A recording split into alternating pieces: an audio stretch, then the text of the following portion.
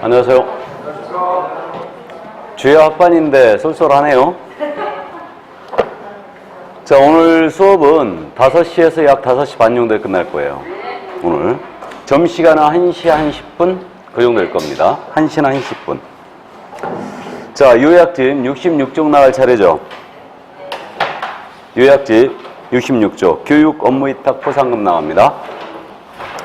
오늘 우리 과목의 가장 어려운 부분 다 나가죠. 오늘. 자, 그럼 교육과 업무 위탁 포상금을 보는데요. 이 66조 여기는 이제 8장은 출제 비중이 약 2개입니다. 그래서 교육 하나, 포상금 하나고 작년 시험에서는 3개가 출제됐어요. 수수료까지. 자, 교육으로 갑니다. 교육은 매번 출제하고 있는데 현재 우리 법상 지금 교육제도가 4가지가 있죠. 그래서 먼저 실무교육인데 누가 어떤 교육을 받아야 되는가 이걸 이해하고 있어야 됩니다. 그럼 실무교육 실시 권한은 일단 시도의사에 있고 시도의사가 실시하는 실무교육을 등록을 신청하기 전에 받아야 될 자가 있고 그 다음에 고용신고하기 전에 받아야 될 자가 있네요. 그래서 이제 둘로 크게 대별되는데 등록 신청 전에는 등록을 신청하는 공인인계사 받아야 되죠. 다음 법인회원은 임원, 사원 전체가 받아줘야 되고요. 다음 분산 설치 신고가 나면 책임자가 이수해줘야 되죠. 다음 이제 고용신고제는 누가 받아야 되냐면 소속공사가 대상입니다. 그럼 이제 실무교육은 언제까지 받느냐? 고용신고 전, 등록 전 1년 내 이수를 해 주셔야 되고요. 다만 폐업신고 1년 내 재등록을 합니다. 그러면 실무교육 받을 필요가 없죠. 다음에 고용관계 종료 신고되고 1년 내 재고용됩니다. 받을 필요가 없습니다. 크로스로 가는 것도 마찬가지예요. 고용관계 종료 신고되고 1년 내 등록을 신청하는 거예요. 받을 필요 없죠. 그 다음에 폐업신고한 다음 1년 내 소공으로 하는 겁니다. 받을 필요 없죠. 그럼 이제 실무교육의 내용은 법률 지식을 기르고 중개 및 경영 실무, 다음에 직업 윤리를 내용으로 하고 있고 교육시간은 기억하고 있거든요. 283이죠. 28시간 이상 32시간 이하로 하고 있습니다. 여기까지고. 그 다음에 그 실무교육에 대해서 그 맨 마지막에 말이에요. 손가락질하고 있는 거. 등록 전 실무교육은 실무수습으로 대신할 수 있다 이래놨죠. 그래서 이제 실무수습 제도가 들어와 있다는 거. 다만 이제 구체적인 시행령이 확정이 안 돼 있는 거죠. 예. 자, 이게 실무교육이었고, 다음 이제 직무교육입니다. 그럼 직무교육의 실시 권한도 당연히 시도의사에 있고요. 요 시도의사 말고도 등록관청이 있다는 걸 주의해야 됩니다. 그래서 직무교육은 등록관청도 있다.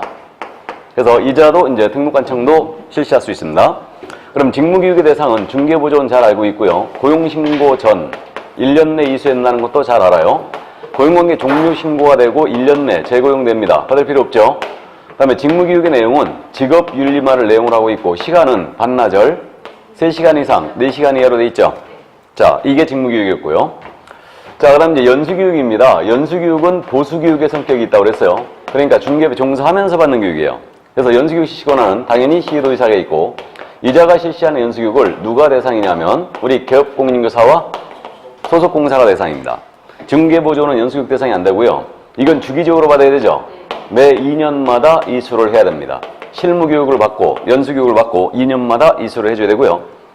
자, 그럼 이제 연수교육에 대해서는요 2년마다 실시되니까 2개월 전이죠. 2년이 되기 2개월 전까지 통지 또는 공고를 해준다는 통지를 해준다는 점, 그 점 기억해 두시고요. 우리 2월짜리가 공사 버스 딱 3번이에요. 임원 사원인자의 결격을 2월 내 해소 안 하면 뭐예요? 필취. 고용인자, 소공이나 중개보조원의 결격 2월 내 해소해줘야 되죠. 안 하면 업무정지. 그 다음에 2월이 이거예요. 연수교육 통지가 2개월 전까지고 연수교육은 보수교육이니까 법제도의 변경사항이라든가 그 다음에 중개 및 경영실무라든가 또는 직업윤리를 내용으로 하고 있습니다. 시간은 이틀. 이거 12, 16으로 기억하고 있죠.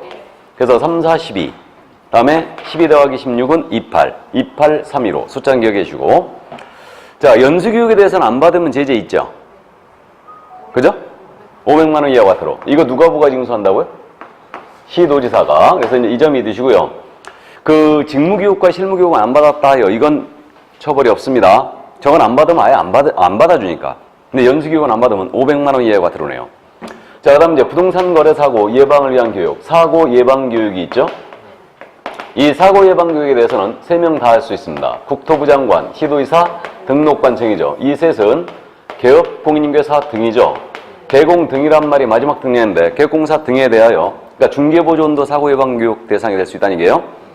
그래서 이 사고 예방 교육을 할 수 있다로 돼 있는 거죠. 자, 필요한 경우에 사고 예방을 위한 교육을 실시할 수 있다. 그럼 이건 할 수 있다로 되어 있으니까 대상자에게 통지해 줘야 되죠. 그래서 사고 예방 교육하고자 할 때는 10일 전이죠. 10일 전까지 대상자에게 통지 또는 공고를 해주는 겁니다. 10일 전이다. 사교협회 종료 통보, 사고 예방 교육 통지 10일 전까지 통지 공고해 주고요. 자, 그러면 이제 사고 예방 교육에 대해서는 교육비를 지원할 수 있다는 얘기가 있죠. 그래서 교육비를 지원할 수 있다. 이거 하는 자에게 지원할 수 있다고 되어 있는 거죠. 자, 그래서 그 정도. 그래서 이제 뭐 기자재비, 뭐 이거 강사비 이런 것들 지원할 수 있습니다. 그 다음에 이제 기본적으로 교육은 시도의사에 관하기 때문에 이거 시도별로 교육이 시행되면 수준이 안 맞을 수 있더라. 그래서 교육 수준의 균형 유지를 위해서 우리 국토교통부 장관은 교육 지침을 마련하여 시행할 수 있죠. 이때 이 교육 지침에는 교육 과목, 교육 내용, 교육 시간, 뭐 수강료 이런 것들이 포함되어야 되겠죠. 그래서 실무교육 지침 현재 마련이 되어 있습니다. 여기까지. 자, 그래서 이 정도 이게 이제 교육이었고요. 다음에 이제 교육은 필연적으로 말이에요. 업무 위탁과 연결되어 있어요. 그래서 업무 위탁은 출제를 안 하니까 가볍게 이해만 해 두시는데 지금 업무의 일부를 다른 기관에 맡기는 겁니다. 이게 업무 위탁인데 우리 법 45조죠. 국토부 장관, 시도지사, 등록관청이에요. 이 셋은 그 업무의 일부를 우리 협회라든가 대통령령이 정하는 기관에 위탁할 수 있다 이랬어요. 그래서 대통령령을 봤더니 아무리 봐도 정해진 기관이 없다고 그랬고 실제로 위탁된 거 두 가지만 주의하면 돼요. 현재 교육 업무가 위탁돼 있는데 교육은 시도의사의 권한이죠. 그러니까 시도의사가 우리 교육 업무를 협회라든가 부동산 관련 학과 개설된 대학이나 전문대학, 그 다음에 공기업이라든가 준정부기관에 위탁할 수 있죠. 이 세 군데. 그 다음에 또 하나 위탁돼 있는 게 시험 시행 업무가 위탁이 돼 있지 않습니까? 그럼 이 시험에 대해서는 시험 시행 기관장입니다. 원칙적인 시험 시행 기관장은 시도의사예요. 그럼 이자가 시험에 관한 업무를 어디다 위탁할 수 있냐면 우리 협회 당연히 위탁이 가능하고 그 다음에 공기업이라든가 준정부기관에 위탁이 가능합니다. 그럼 대학은 시험을 위탁할 수 없는 거죠. 그 점 감 잡아두시고 그럼 업무를 이거 위탁했지 않습니까? 그럼 관보에다가 이 사실을 고시하게 돼 있죠. 관보 고시사항입니다. 이게 여기까지. 그리고 교육에 대해서는요. 아무 데서나 위탁받으면 안 되더라 이거예요. 그래서 이 교육에 대해서는 교육 업무를 위탁받을 수 있는 수탁기관, 과목별 전문 강사 확보해 줘야 되죠. 그 다음에 강의실을 1개소 이상 확보하는데 강의실은 면적 제한이 있죠. 50제곱미터 이상으로 1개소 이상은 확보를 해줘야 된다. 이때 이 강사 확보 요건 있지 않습니까? 경력 요건 있는데 이거 박사학위 소유자는 경력 필요 없죠. 바로 강사 자격이 있고요. 변호사 자격이 있는 자라든가 또는 대학의 전임 강사 이상은 2년. 그 다음에 전문 자격증들 법무사, 세무사, 회계사, 주택관리사, 공인중개사입니다. 이들은 3년 있어야 된다. 7급 이상 공무원은 6개월만 있으면 되죠. 이 정도 감만 잡아두세요.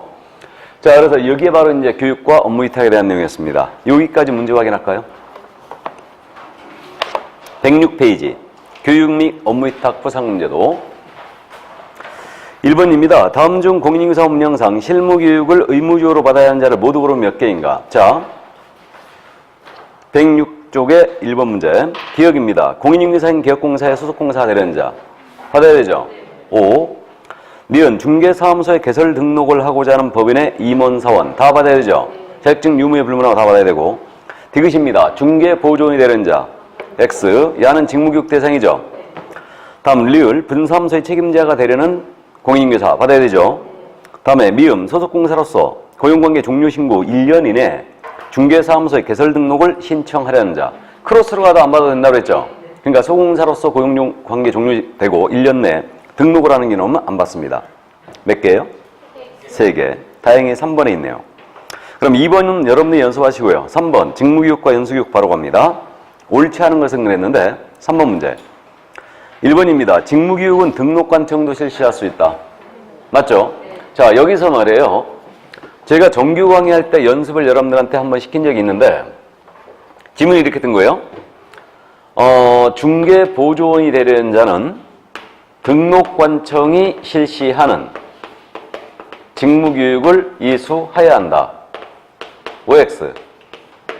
중개보조원이 되려는 자는 등록관청이 실시하는 직무교육을 이수해야 한다. OX. X예요. 그죠? 시도지사 또는 등록관청이 실시하는 이렇게 나와야 돼요. 조심해야 됩니다.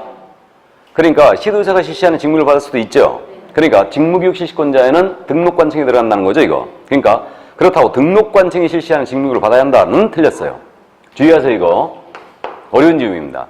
시험에서 여기까지 물어보면 이거는 완전히 이제 떨어뜨리려고 작정하는 거예요. 이거. 그러니까 정확하게 직무교육에 대해서는 등록관청이 들어가 있다는 걸 감 잡아둡니다. 자, 그러면 1번 맞고요. 2번입니다. 실무교육의 교육시간은 28시간 이상 32시간 이하이다. 그죠? 3번에 2번. 죄송합니다. 2번 질문. 직무교육은 중개보존을 대상으로 직무 수행에 필요한 직업윤리 등을 교육 내용으로 하고. 맞아요? 다음에 교육시간은 3시간 이상 4시간 이하로 한다. 맞죠? 3, 4시간. 3번 연수교육의 내용은 부동산 중개 관련 법제도의 변경상 부동산 중개 및 경영실무, 직업윤리 등으로 하고. 이런 걸 틀리게 내릴 리가 없겠죠? 맞고 12시간 이상 16시간 이하로 한다. 맞죠? 다음에 4번 시도의사는 연수교육을 실시하는 경우 실무교육 또는 연수교육을 받은 후 2년이 되기 2개월 전까지 연수교육 일시, 장소, 내용 등을 대상자에게 통지한다. 맞습니까? 여기서 말이에요.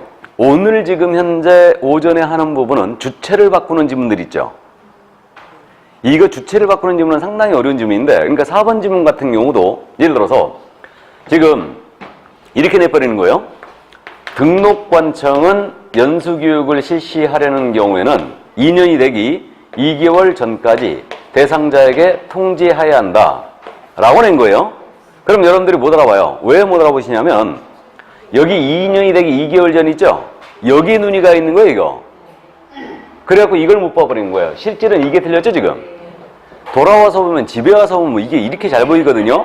근데 시험장에서는 안 보인다는 거예요. 그래서 이게 교육, 포상금, 그다음에 지도감독 이쪽에서는요. 이게 습관적으로 밑줄 나가야 돼요. 등록관청 국장 시도에서는 밑줄 습관적으로 긋고요. 이게 맞는 걸 체크해봐야 돼요. 조심해야 됩니다. 아주 어려운 지문이에요. 그래서 이런 것들은 오답노트 만들어갖고 반드시 체크하고 가야 돼요. 그래서 국장, 시도의사 등록관청 오답노트가 뭔지 알죠? 여태 지금 문제풀이가 다 끝나가고 있는데 그 오답노트를 만드는 방법을 모르시는 분들은 문제가 심각한 거죠. 그러니까 이제 요약집에다가 옮겨 적어 놓는 거죠. 그래서 이제 문제풀이 하면서 이런 것들은 주의해야 됩니다 그러면은 이제 메모 딱 해놨다가 주체를 바꾸는 거 주의한다 그러고 다시 옮겨 적어야 돼요. 그래가지고 이제 이걸 오답노트로 계속 기억을 살려놔야 됩니다. 그래야 이런 실수를 안 할 수 있어요. 그러니까 이제 우리가 시험장에서 실수 안 할 수는 없죠. 되도록이면 줄여야 돼요. 그러니까 이제 이게 몸에 배야 됩니다. 그래서 이게 습관적으로 밑줄 긋고 체크하면 이건 다 잡혀요. 그러면 근데 굉장히 어려운 질문이죠. 자, 그럼 4번 질문 맞았어요. 정확하게 시도의사였고요. 다음 5번 질문입니다. 연수교육 또는 직무교육을 받지 않았다고 하여 현행법령상 과외제는 제재는 규정되어 있지 않다. OX, X. 연수교육은 500만 원 이하와 들어오죠? 네. 예, 그래서 실무교육과 직무교육 이거 제재 자체가 없고 사고예방교육도 제재가 없죠? 네. 사고예방교육 하자고 했는데 안 왔다. 그러면 죄 중에 가장 무서운 죄가 무슨 죄라고요? 괘씸죄. 괘씸죄. 자, 그럼 4번은 여러분들이 풀어보세요. 풀어보시고 5번 문제로 들어갑니다. 옳은 것은 그랬는데 1번 국토교통부 장관 시도의사 및 등록관청은 개업공사 등이 부동산거래사고 예방 등을 위해 교육을 받는 경우는 교육시설 및 장비의 설치 비용, 강사비 등을 지원할 수 있다. 사고 예방 교육에 대해서는 교육비 지원 규정이 있다고 그랬죠? 예, 그래서 맞습니다. 1번 정답이에요, 그럼. 2번 연수교육을 실시하려는 자는 교육일 10일 전까지 대상자에게 통지해야 한다. OX, X. 2개월 전까지죠? 2년이 되기 2개월 전이다. 틀렸고. 3번입니다. 등록관청도 필요에 따라 실무교육을 실시할 수 있다. OX, X. 실무교육 실시권자는 오직 시도의사요. 네. 뭐 예를 들면 이런 지문도 그 국토교통부 장관은 필요에 따라 실무교육을 실시할 수 있다. 틀렸죠? 시도의사요. 실무교육 실시권자는. 다음 4번입니다. 개업공인중개사 소속공사는 매 2년마다 국토교통부 장관이 실시하는 연수교육을 받아야 한다. OX, X. 전형적인 지문이에요. 연수교육 실시권자는 시도의사죠. 그러니까 시도지사가 실시하는 연수교육을 받아야 한다. 5번 지문. 직무교육을 받고 1년 내 법인의 임원이 되려는 자는 실무교육이 면제된다. OX, X. 직무교육과 실무교육은 전혀 성격을 달리하는 거죠. 그러니까 직무교육을 받다 하여 실무교육 다시 안 받아도 되는 거 아닙니다. 받아야 됩니다. 뭐 교육은 당최 쉬워서 6번 문제 말이에요. 가봅니다. 26개 기출이었는데 기출특강을 들으신 분은 이미 풀어봤던 문제인데 옳은 것입니다. 1번이에요. 실무교육을 받은 개업공사는 실무교육을 받은 후 2년마다 시도의사가 실시하는 직무교육을 받아야 한다. OX, X죠. 2년마다 연수교육 받아야 되죠. 그러니까 교육명을 잘 바꿔내네요. 교육 이름을. 자, 그러면 1번 틀렸고 2번 분사무소의 책임자가 되고자 하는 공인인사는 고용신고 전 1년 내 시도의사가 실시하는 연수교육 받아야 한다. 이거는 우리 지금 분사무소 책임자 되고자 하는 실무교육 받아야 되죠. 그게 틀렸고 3번입니다. 고용관계 종료신고 1년 이내에 다시 중개보조는 고용신고 대상이 된 자는 시도의사 또는 등록관청이 실시하는 정확하게 표현했죠. 직무교육을 받아야 한다. 받지 않아도 된다. 맞죠? 예, 그래서 3번 정답입니다. 1년 내라면 직무교육 안 받아도 되죠. 4번입니다. 실무교육은 28시간 이상 32시간이야. 여기까지 좋았죠? 연수교육은 3시간 이상 4시간에 일어난다. 12, 16이죠? 예, 그래서 직무교육이 있어야 하는 시간이죠. 5번입니다. 국토교통부장관이 마련한 시행하는 교육지침에는 교육 대상, 교육의 과목, 교육 시간 등 포함되어야 하나 수강료는 그러하지 않냐다. OX. 수강료까지 들어가요. 교육지침에. 수강료까지. 그러니까 특이하니까 물어본 거죠. 이게. 자, 정답은 3번이었습니다. 그럼 7번 문제는 우리가 풀어봤던 문제죠. 27회 작년 문제였어요. 여러분들 풀어보시고. 그럼 이제 8번 문제 업무 이탈하러 가볼까요? 옳지 않은 것은 그랬는데 1번이에요. 국토교통부 장관 시도의사 또는 등록관청은 대통령령이 정하는 바에 따라 그 업무의 일부를 협회 또는 대통령령이 정하는 기관에 위탁할 수 있다. 맞았겠죠? 예, 그래서 이런 식의 지문 그냥 바로 통과하시면 됩니다. 맞았어요. 2번입니다. 시도의사는 공사증 제교 업무를 공사법령에 따라 다른 기관에 위탁할 수 있다. 참고하세요. 맞아요. 그 공인인사 자격증 제교 업무 위탁할 수 있거든요. 그래서 이제 그 수수료 규정을 보면 자격증 제교 업무를 위탁한 경우는 위탁받은 자가 위탁한 자의 승인을 얻어서 결정무관한 수를 납부해야 한다. 이렇게 돼 있어요. 그러니까 자격증 제교 업무 위탁할 수도 있겠죠. 산업인력공단을 염두에 둔 걸로 보여요. 일단. 그러나 위탁은 안 돼 있습니다. 그래서 2번 맞았어요. 다음 3번 질문이에요. 시도의사가 실무교육이나 업무를 위탁할지 여부는 재량행위에 속한다. 그러지 않겠어요? 실무교육 위탁할지 안 할지 지 마음이죠. 예, 그래서 맞고요. 4번입니다. 시험시행기관의 장은 시험의 시행을 하기 필요하다고 인정한 업무를 고등교육법에 의한 학교에도 위탁할 수 있다. 학교는 안 되죠. 예, 그래서 4번 정답 5번입니다. 시도위탁 또는 시험시행기관의 장은 업무를 위탁한 때는 위탁받은 기관의 명칭, 대표자 및 소재지와 위탁 업무의 내용을 관보에 고시해야 한다. 맞아요? 이런 것도 말이에요. 그 5번 지문 뭐 시험에서 여기까지 물어보지 않을 것 같은데 주체를 바꾸는 지문. 그러니까 이제 모의고사에서 가끔 이런 지문들을 내던데 저는 절대 안 냅니다. 예를 들어 국토교통부 장관은 연수교육위원 업무를 위탁한 때는 그 위탁받은 기관의 명칭, 대표자 및 소재지와 위탁 업무의 내용을 관보에 고시하여야 한다라고 낸 거예요. 그럼 여러분들이 말이에요. 업무를 위탁했을 때는 분명히 관보에 고시한다는 거 알잖아요. 근데 사실은 이게 틀렸죠, 지금. 그죠? 안 보이는 거죠. 저게 시도의사로 바꿔야 되죠. 그러니까 주체를 바꾸는 지문들은 습관적으로 밑줄 그어야 됩니다. 그리고 꼭 체크해봐야 돼요. 의자가 맞는가. 그래서 이제 5번 지문 같은 경우에는요, 둘 다 나온 거예요. 이게 둘 다. 그래서 시도의사 또는 시험시행기관의 장은 업무를 위탁한 때는 이렇게 나온 겁니다. 알아보시겠어요? 자, 그래서 정답은 4번이었습니다. 9번 문제는 그럼 여러분들이 가볍게 연습을 해보세요. 그럼 10번서부터는 포상금 나오고 있죠? 그럼 요약적으로 다시 돌아갑니다.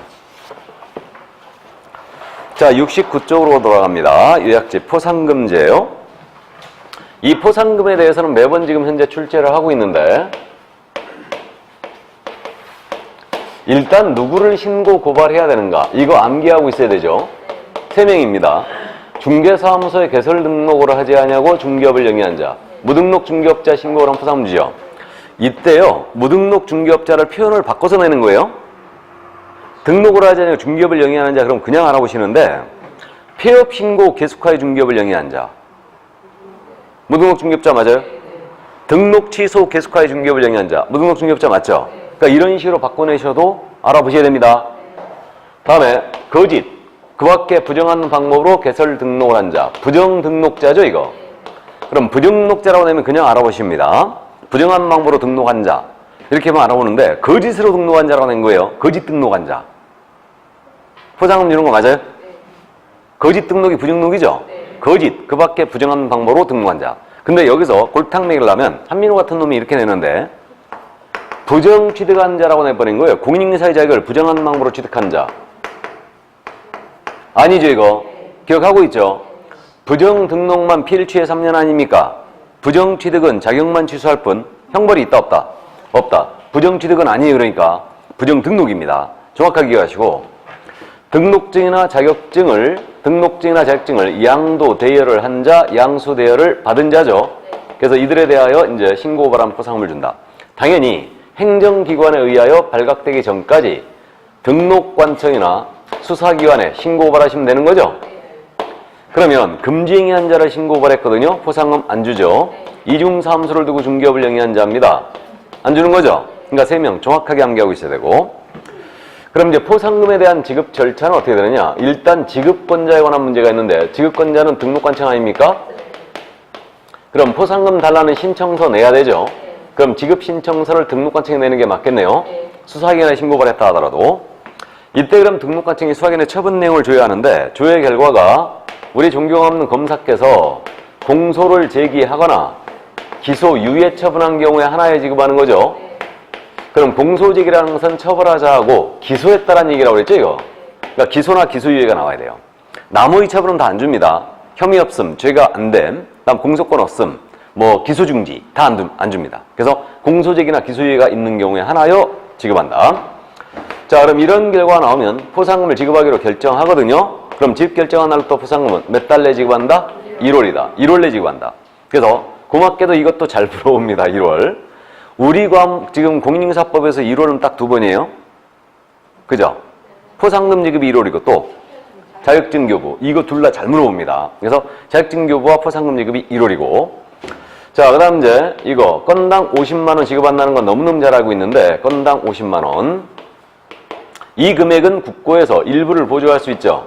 국고 보조 비율은 2분의 1, 100분의 50까지 보조할 수 있다. 그래서 50%까지 보조할 수 있다요. 보조해야 된다도 아닙니다. 예를 들어서 이제 일단 그 정도 감 잡고요. 하나의 사건에 대하여 2건 이상의 신고 고발이 접수됐네요. 누구한테 준다?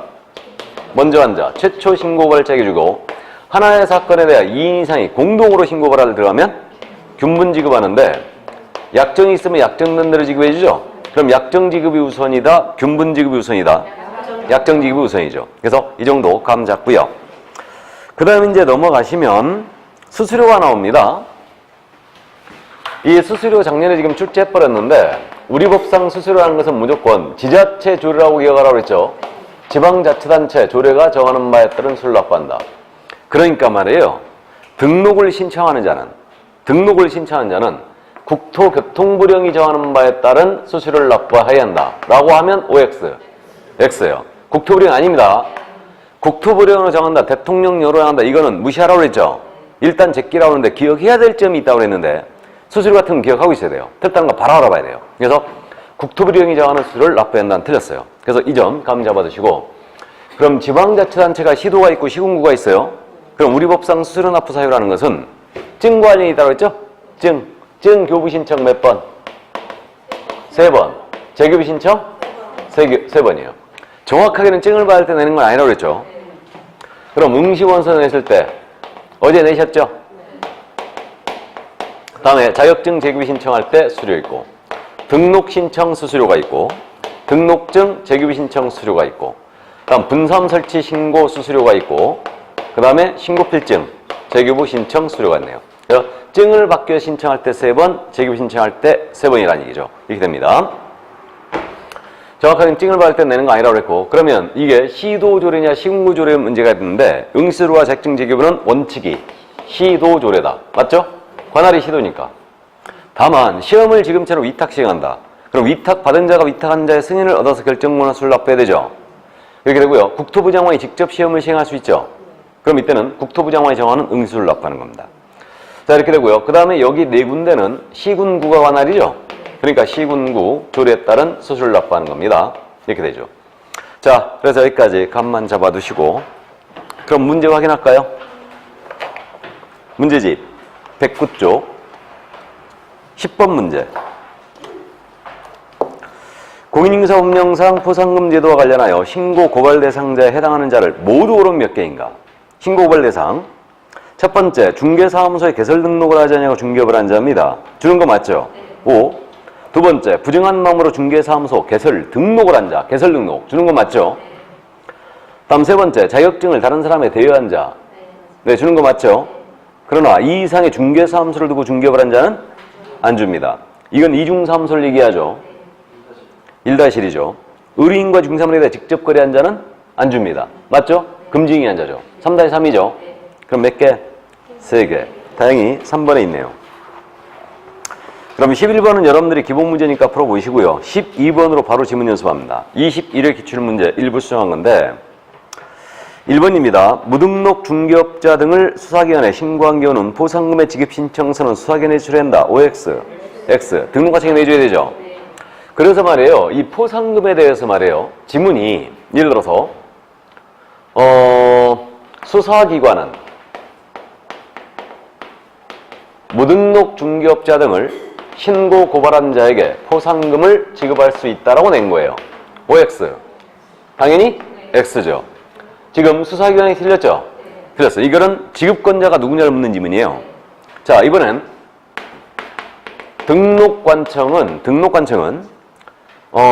금지행위한 자를 신고 고발한 자에게 포상금을 지급할 수 있다라고 해도 X죠. 이거는 신고 고발 대상자가 누구냐를 묻는 지문이에요. 알아보시겠어요? 자, 그래서 1번 지문 확실히 틀렸습니다. 포상금의 지급 신청서는 등록관청에 내야 된다. 2번입니다. 포상금에 해당 신고 사건에 관하여 검사가 불기소 처분한 경우에도 지급한다. OX, X. 이게 불기소는 기소하지 않았다는 뜻이겠죠? 그러니까 불기소의 종류는 여러 가지가 있는데 그 중에 하나도 기소유예가 들어가는데 일단 무시하자고요. 검사가 공소제기하거나 기소유예한 경우에 하나에 나갑니다. 그러니까 불기소는 아니에요. 네, 그래서 일단 재판 결과와는 관련이 있어요? 없어요? 없습니다. 전혀 관련이 없어요. 공소제기나 기소유예가 되면 포상금 나간다. 자, 그래 틀렸고 3번입니다. 하나의 사건에 대해 2인 이상이 공동으로 신고한 경우 포상금은 1인당 50만 원이다. 50만 원이 절대 될 수 없죠. 예, 그래서 나눠주기 때문에 50만 원이 절대 될 수 없고 4번입니다. 하나의 사건에 대해 2건 이상의 신고가 접수된 경우 포상금은 균분하게 지급한다. 최초로 신고 고발한 자에게 주는 거죠. 틀렸고 전형적인 지문이고 5번입니다. 등록관청은 포상금의 지급 결정부터 1월 내 포상금을 지급해야 한다. 맞아요? 그러니까 5번 지문 같은 경우도 말이에요. 등록관청은 1월 내에 지급한다고 돼 있죠. 그러니까 이런 것도만 치사하게 말이에요. 국토교통부장관은 포상금 지급 결정을 하면 그로부터 1월 내 포상금을 지급해야 한다 라고 내버리는 거예요. 그럼 역시 틀렸죠. 그러니까 여러분들이 눈이 여기가 있다는 얘기죠 지금. 그러니까 이런 것들 조심해야 됩니다 진짜. 이거 이런 황당한 지문에 속고 오시면 안 돼요. 그래서 오늘 하는 부분, 지금 오전에 하는 부분은 주체를 바꾸는 것들을 무조건 체크하고 가야 돼요. 교육, 포상금, 지도감독 이쪽은. 자, 그러면 5번 정답이었습니다. 13번 더 가죠. 옳은 것은 그랬는데 1번입니다. 폐업후 중개업을 한 자. 야는 무등록업자죠 이거. 폐업후 중개업한 자는 실거래가 신고 의무 위반 자는 신고 대상이다. 실거래가 신고 의무 위반자 틀렸죠. 상당히 지금 위험했는데 여기서 미리 한번 오늘 공부할 거니까 잠깐 짚고 합니다. 우리가 지금 공부하는 이 포상금제는 공인사업상 포상금제죠. 우리 부동산 거래 신고 등하는 법률이 있죠. 이 법에 포상금제 있죠. 여기에도. 이때 그래서 부동산 거래 신고법상 포상금제는 출제 가능성이 높아 보이지 않으니까 무시하자고 그랬지만 일단 참고를 해두는데 여기서도 포상금이 지급되는 신고 고발 대상이 3명이 있습니다. 누구냐 하면 실거래가 신고 의무 위반자 중에 거짓 신고자 있죠. 거짓 신고를 한 자를 신고를 하면 포상금을 줍니다. 그럼 실거래가 신고, 부동산 거래 신고를 안 해버린 자를 신고 고발했어요. 포상금 줘야 안 줘요? 안 준다는 얘기예요. 거짓 신고예요. 거짓 신고고. 그 다음에 토지거래 허가, 이거 허가받고 계약 체결하죠. 허가 위반자. 부정한 방법으로 허가를 받은 자, 신고를 하면 포상금 주고 허가받은 목적대로 토지 이용해야 되죠. 그러면 이용 의무 위반자. 이 3명이에요. 부동산 거래 신고법에서. 그러니까 포상금이 지급되는 신고발 대상이 이 3명이고요.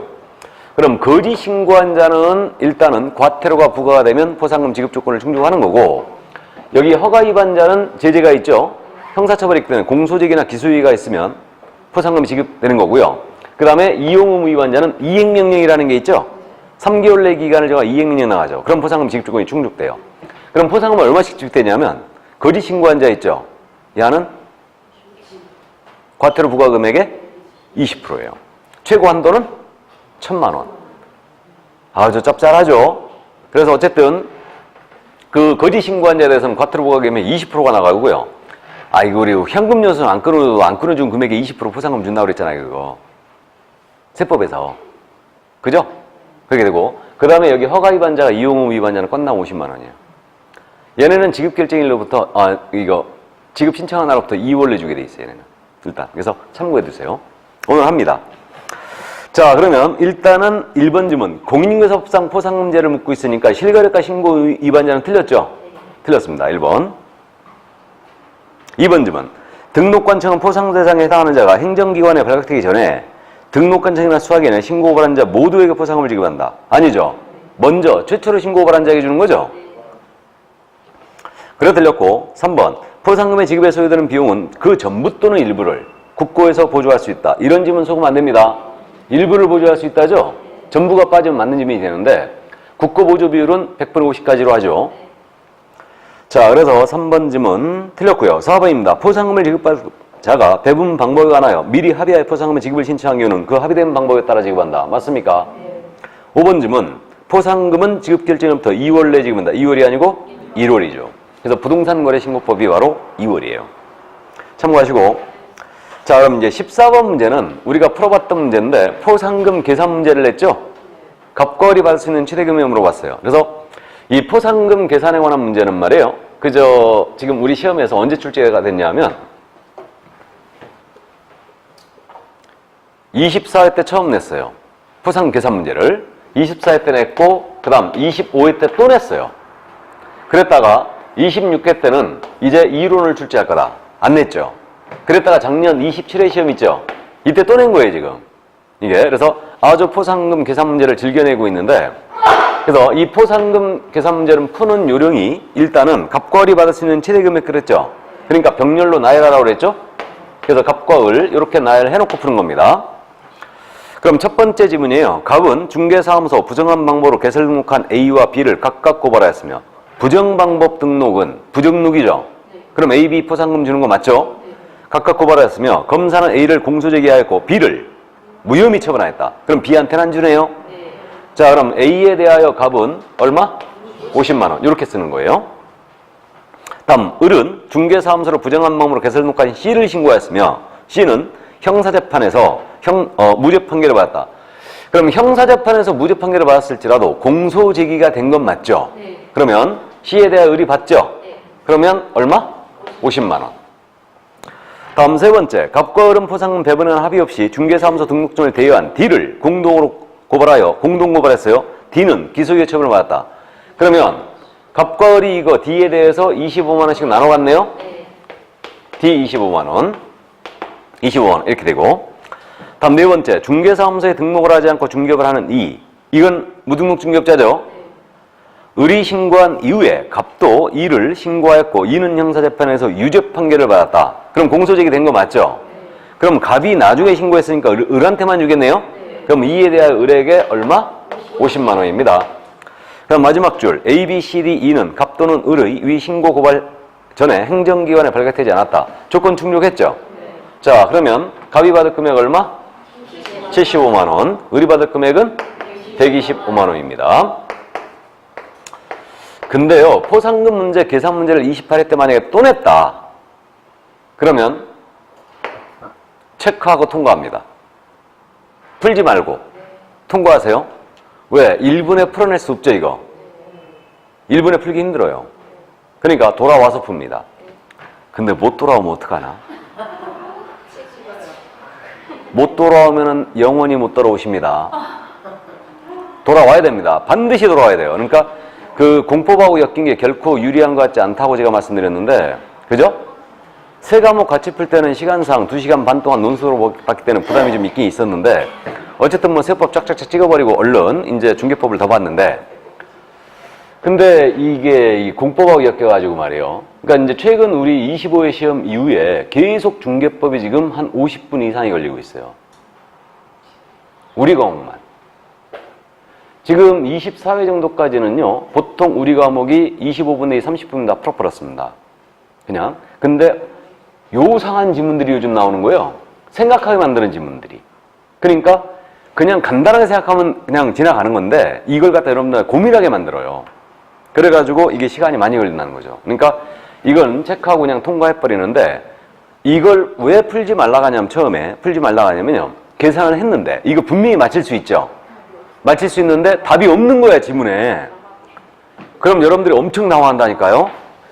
그러니까 그러면 다음 문제를 망쳐버려요 다. 그러니까 체크하고 통과하고 돌아와서 이거부터 풀어야 돼요. 뭔 말인지 아셨죠? 그래서 그렇게 해주시기 바랍니다. 포상한 문제는. 그래서 그래야지만 여러분들이 되도록이면 이제 다 80문제 보고 나면 이제 실수를 덜 하게 되죠. 그리고 이제 검산을 꼭 해야 돼, 우리 과목은. 그러니까 검산을 하기 위해서는, 빠른 검산을 하기 위해서는 핵심 단어 있죠. 그러니까 제가 지금 여러분들 예시를 보이고 있잖아요. 예를 들면 이런 것들. 지금 수사기관은 무등록업자에게 무등록 중개업자들은 신고를 하니 포상금을 지급할 수 있다. 이렇게 했죠. 그럼 지문이 있으면 제가 지금 여기다가 지금 밑줄 긋고 X 치고 있죠. 그러니까 밑줄을 안 긋더라도 돌아와서 검산을 쉽게 하기 위해서 틀린 부분에 X를 딱 치고 동그라미 치고. 뭔 말인지 아셔요? 그럼 돌아왔을 때 바로바로 눈에 확확 띄는 거죠, 이게. 그래서 OX, OX를 습관적으로 하라는 얘기예요. 그래서 실수를 지금 줄여야 되거든요. 그러니까 이제 그럼 이렇게 이제 밑줄을 긋고 X 치고 그러고 가는 겁니다. 이게 몸에 배야 돼요. 이게. 그러니까 읽으면서 전체를 밑줄 긋는 건 전혀 도움이 안 된다고 그랬죠? 뭔 말인지 아시죠? 자, 그러면 정답은 3번이었습니다. 그럼 15번 문제로 풀어보죠. 수수료 문제. 지자체 조례가 정하는 바에 따라 수수료를 납부해야 하는 것으로 옳게 짝지어진 것을 그랬는데 우리는 증거관리에 있다고 했고 기억입니다. 분삼 설치 신고하는 자 내야 되죠.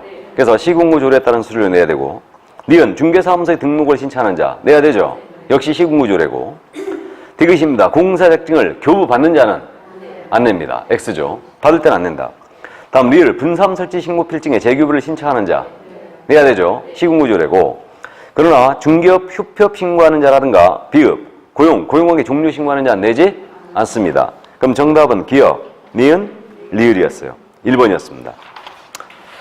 그럼 16, 17은 여러분들이 연습하세요. 17번 문제는 어려운 문제인데 일단 여러분들이 연습해 보시고요. 그 18번 문제 있잖아요. 이것도 기출문제였는데 가볍게 한번 보겠습니다. 공인사업령상 시도의사의 고유 업무에 해당하는 것은 모두 몇 개인가 그랬는데 기억입니다. 실무교육 실시 시도의사의 권한 맞아요? 네. 니은 공제사업 승인은요? 이거는 국장 승인사항이죠? 그래서 공제규정 제정 승인 받아야 되니까 국장의 권한이고요. 디귿입니다. 공사자격증 교부는 시도의사의 권한 맞죠? 네. 다음 리을 중개사무소의 등록 업무는 등록관청의 업무죠? 네. 등록관청이고 다음에 공인인사 정책심의위원회 관리합니다. 이건 누가 관리하겠어요? 국토부 장관이겠죠. 이거. 다음에 비읍입니다. 공인인사협회 지도감독도 국토부 장관의 권한이죠. 그러면 지금 시도의사의 권한은 기억과 디귿이었어요. 정답 1번. 두 개가 1번에 있죠, 지금. 네, 그래서 옮겨 적을 때 주의하시고. 자, 그래서 교육, 업무 위탁 포상금리가 끝났고 이제 협회로 들어갑니다. 71쪽으로 갑니다. 요약집. 자, 이 협회도 지금 한 문제씩 꼬박 출제를 하고 있는데 공사협회에 대해서 25회 때는 협회를 무려 3문제를 내버렸고요. 그래갖고 26회 때 한 텀을 쉬었죠. 너무 많이 내가지고 체한 거예요. 그래갖고 26회 때 쉬었고 27회 때 물론 한 문제를 냈는데 최근 우리 협회가 말이에요. 이게 자꾸 배신하네요. 공제사업 쪽에서 문제를 아주 지엽적인 지문들을 내면서 아주 그 요상한 지문들을 내는 거예요. 그래갖고 여러분들이 골탕을 자꾸 먹어요. 그래서 어쨌든 협회가 이게 자꾸 우리가 맞출 수 있는 문제였는데 요즘 어려워지고 있네요. 작년에 가장 어려운 문제 중에 하나가 또 협회 문제였어요. 이게. 그럼 현행법상 협회에 대한 제도인데 이 제도는 협회는 지금 현재 우리 개공은 설립할 수 있다죠. 임의 설립주의고 반드시 가입해야 되는 것도 아니죠. 임의 가입주의고 단일협회제가 아니고 임의 설립이니까 복수협회제로 알고 있죠. 잘 알고 있고 협회 성격은 어떻게 되느냐. 협회는 법인으로 한다 그랬어요. 그럼 비영리법인 맞고요. 사단법인이다 재단법인이다. 사단법인이고 그럼 비영리법인은 민법이 규율한다고 그랬죠. 그러니까 우리 법에 규정이 없는 것은 민법 중 사단법인 규정을 준용합니다. 그래서 민법 중 사단법인 규정을 준용하게 돼 있다. 끌어놨습니다. 자, 그 다음에 이제 우리 협회는 국토부 장관의 인가라는 걸 받아 설립하고 있죠. 그래서 인가주의를 취하고 있는데 이 인가라는 행위는 재량권이 있는 행위라고요? 없는 행위라고요? 없는 행위다. 그래서 이게 허가와 다른 점이에요. 원래 민법에서는 말이에요. 비영리법인 설립할 때는 주무관청의 허가주의를 취하고 있거든요. 근데 우리는 인가주의예요. 이거 비영리법인인데. 그래서 이거는 설립 요건을 맞춰서 인가 신청을 했다면 반드시 인가 해줘야 돼요. 재량권이 없습니다. 참고인데 협회는 사법인이라고 했어요? 공법인이라고 했어요? 사법인. 공법인 같은 경우는 공사 같은 거 생각하면 되죠. 근데 사익법인이에요? 공익법인이에요? 공익법인이라고 했습니다. 그 사익법인은 상법상 회사 같은 게 사익법인이에요. 그래서 중개제도 연구, 개선을 위한 단체이기 때문에 공익법인으로 분류되고 있습니다. 참고하시고. 그 다음 협회 설립의 절차 있잖아요. 이건 숫자가 나올 때는 반드시 이해하고 있어야 되죠. 일단 설립준비위원들 발기인이 구성됩니다. 이들이 모여서 정관 작성해요. 기본이 되는 준칙. 이때 정관 작성 발기인 수는 300명 이상이 모여서 작성한 다음에 서명 날인 해줘야 되죠. 300명 이상입니다. 이때 이제 창립총회를 열어가지고 작성된 정관에 대하여 출석한 계공의 과반수 의결을 봐야 되죠. 그래서 창립총회에 출석하는 계공의 수, 회원인 계공이 몇 명 이상? 600명 이상 출석해줘야 되고, 이들은 서울특별시에서만 100명 이상, 나머지 광역시와 도에서 각 20명 이상. 숫자, 배수로 간다로 했죠. 300, 600이에요. 600, 120입니다. 612예요. 그래서 300, 600, 120으로 반드시 기억해 주시고, 이거. 요 숫자와 지금 헷갈릴 수 있는 게 거래용무 사업자 지정 요건 있죠. 거래용무 사업자 지정 요건은 502는 3이다. 맞죠? 그래서 500명 이상이고 2개 이상의 시도에서 각 30명 이상이었습니다. 그래서 일단 요점. 그 다음 창립총회에서 과반수 의결로 정관을 통과시켰어요. 그럼 국토교통부장 인가 받아야 되죠. 그 다음 설립 등기를 해야 되죠. 그럼 최종적으로 협회가 성립이 된다. 협회 성립 시기는 등기한 때 성립한다. 이거 절차 꼭 이해해 두시고. 자, 그 다음에 이제 협회 조직입니다. 협회 조직에 대한 부분도 이거 아주 잘못 씁니다. 그래서 협회는 회원 전원으로 구성된 총회를 두게 돼 있죠. 사단법인이니까. 근데 총회에서 어떤 사항을 의결했습니다. 국토부 장관에게 지체 없이 보고하는 거죠. 지체 없이 보고다. 그 다음에 주된 사무소가 있고요. 지부, 지회가 있는데, 전에는 주된 사무소는 서울특별시에 둔다는 규정이 있었다고 그랬죠. 근데 이 규정 삭제했습니다. 정관이 정하는 바에 따라 주된 사무소 아무 데나 둘 수 있어요. 그 다음에 지부는 어디에다가? 시도에. 지회는 시군구에. 그래서 시도지부, 시군구 지회인데 정관이 정하는 바에 따라 둘 수 있다. 임의조직이에요. 그 점 둔다가 아닙니다. 임의조직이라는 거 이해하시고. 그러면 협회가 지부를 설치했어요. 시나 도에. 그럼 시도지사에게 신고해야 되죠. 협회가 시군구에 지회를 설치했습니다. 그러면 등록관청에 신고하셔야 되죠. 그럼 이게 사후신고라는 거죠, 지금. 그러니까 설치할 때는 시도지사에게 신고했나는 틀렸어요. 근데 니은과 리을의 차이가 지금 있는데 이거는 14회 외에는 낸 적이 없어요. 낸 적이 없는데 어쨌든 우리는 잡아야 됩니다. 그래서 우리 과목에 정확한 표현은 아니라고 했는데 우리 과목의 유일한 사전신고는 폐업신고라고 했죠. 폐업신고만 사전신고고 이건 사후신고다. 그래서 이걸 그렇게 잡는 거예요. 이건 사후신고입니다. 그래서 그 정도 감 잡고 여기서 감독을 먼저 볼까요? 지부나 지회까지 협회에 대한 모든 감독권은 누가 행사한다? 국토교통부 장관이 행사한다. 맞죠? 모든 감독은 국장이 권한 갖고 있어요.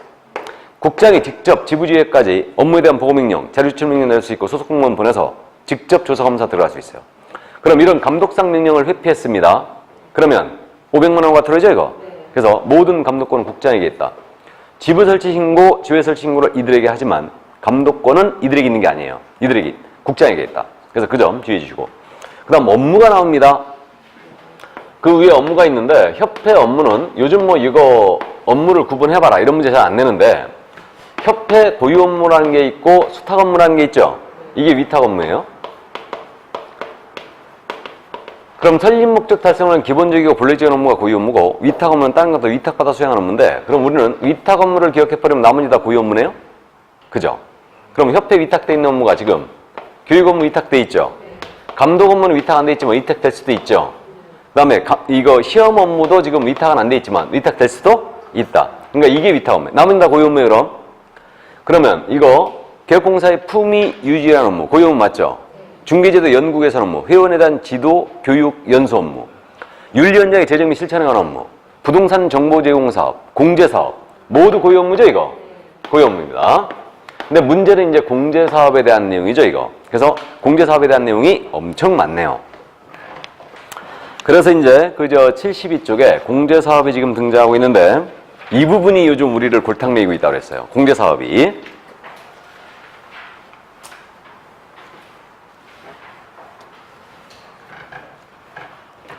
자, 그럼 우리 협회 공제사업에 대한 내용인데 협회의 공제사업은 개공의 손해배상 책임을 보장하는 사업으로서 고유 업무 맞죠, 이거? 고유 업무 맞고 근데 반드시 해야 된다, 할 수 있다? 할 수 있다예요. 협회가 해야 하는 업무는 없습니다. 일단. 그 다음에 이거 비영리 사업이 맞죠? 회원 간의 상호 부조를 목적으로 한 사업이에요.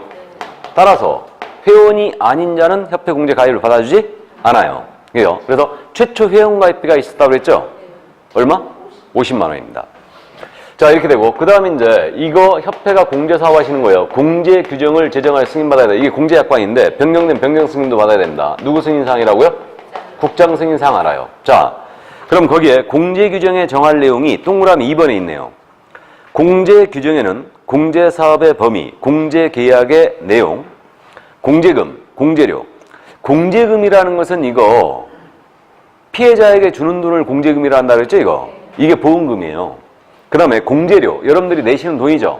1억 가입했을 때 19만 8천 원, 이거 내는 돈, 보험료죠, 이게. 그 다음 회계기준 및 책임률, 정립비율, 공제사업 운영에나 필요한 사항을 정하는 거 맞죠? 그리고 이제 3번, 공제료는 공제사고 발생률이라든가 보증보험료 등을 종합적으로 결정한 금액으로 한다, 이렇게 돼 있네요. 그래서 공제규정을 제재한 승인받고, 그 다음에 책임준비금도 정립해야 돼요. 이건 중개사고 났을 때 바로 지급할 수 있도록 일정 금액을 쓰지 말고 보유하라는 얘기죠. 이건 공제료 수입액이에요. 공제료 수입액의 100분의 10 이상으로 적립한다. 10% 이상 적립해줘야 되죠. 그리고 이 책임준비금을 다른 용도로 쓰고자 합니다. 이게 전용이죠. 전용을 하고자 할 때는 승인받아야 돼. 미리. 누구 승인상?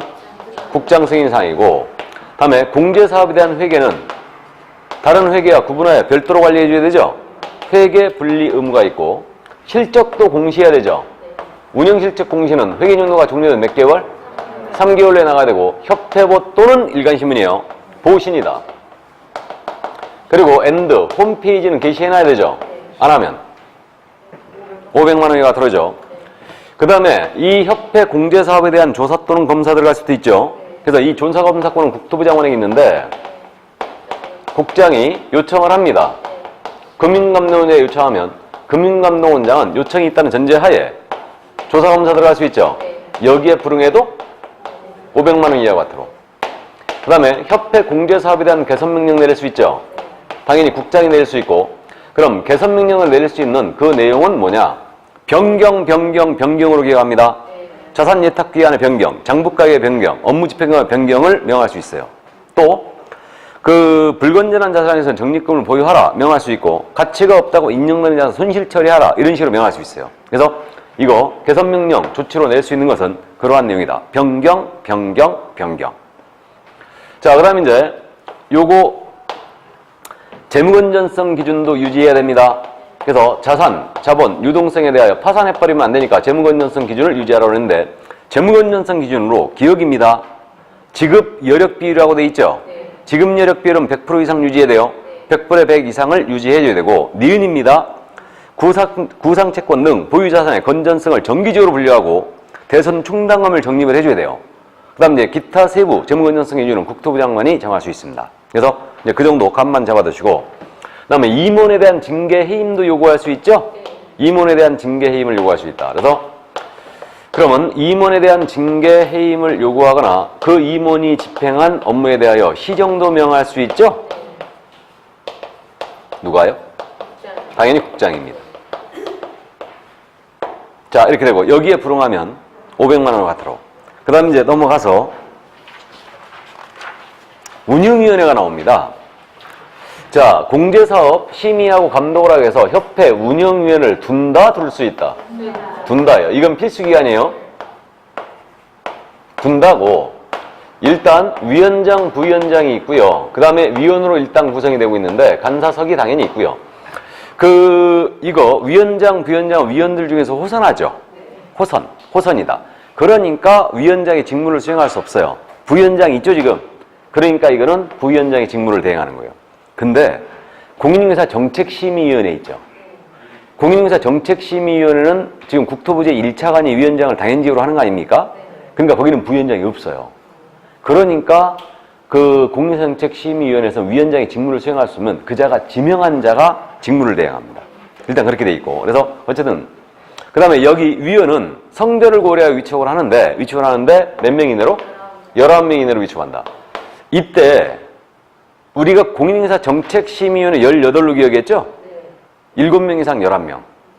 그건 18로 기억했어요. 그래서 7명 이상 11명이고 여기는 19명. 이렇게 이제 기억했고요. 이거 위원은 성별을 고려하여 위촉을 하는데 회장은 당연히 위원으로 들어가는 거 맞아요? 협회 회장 당연히 들어가죠. 그 다음에 협회 이사회에서 임원 중에서 선임하는 사람 들어갑니다. 그럼 회장과 협회 임원 중에 선임되는 위원은 전체 위원수의 3분의 1 미만으로 해야 됩니다. 3분의 1 미만으로 해야 되고 나머지 자는 국토부 장관이 지명하는 자가 한 명 들어가요. 그 다음에 나머지 위원은 협회 회장이 추천하는데 국토부 장관 승인을 받아 위촉하는데 그 금융기관이라든가 보험사 있죠. 이런데 임원직에 있는 자들이 운영위원회 위원으로 갈 수 있어요. 금융기관이나 보험사는 돈 흐름을 잘 알겠죠. 그러니까 이제 이런데 위원으로 갈 수 있고요. 그럼 이거 임기 있죠. 임기 몇 년으로 한다? 임기는 2년으로 하고 그 다음에 이거 1회 하나요 연임할 수 있죠. 1회 하나 연임할 수 있고 보궐위원은 전임자 전임기관 하는 거죠. 자 이렇게 되고 그 다음에 이제 운영에 대한 사항은 일단은 위원장이 정하고 있는데 재적 과반수의 출석으로 개의하겠죠. 그 다음 출석위원 과반수 찬성으로 개의하는 거예요. 일반적으로 회의는 그렇다고 그랬죠. 그래서 이제 나머지 기타 운영에 필요한 사항은 위원장이 다 정합니다. 됐어요? 여기까지. 그러면 문제를 확인해 봐야 되는데 깔끔하게 쉬었다 확인할까요?